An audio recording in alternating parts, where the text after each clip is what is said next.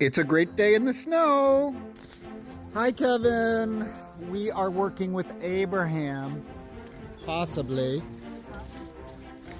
for the goats. If you're new to my page, I'm a pig farrier, and I have a special way of handling with them. These claws are called mule hooves.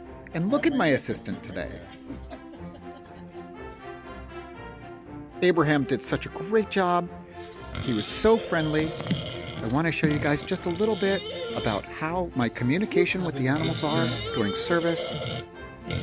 I always make sure we've got a very special connection before I work with them, after I work with them, so they'll love it when I come back. He's a good boy all the time.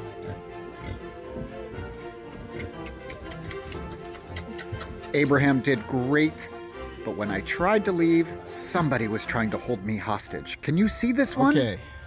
This kitty was super friendly. How am I supposed to go I anywhere? don't think she gets enough attention there. I almost took her home with me. What do you think? Should I take her? Thanks for watching, and we'll see you in the field.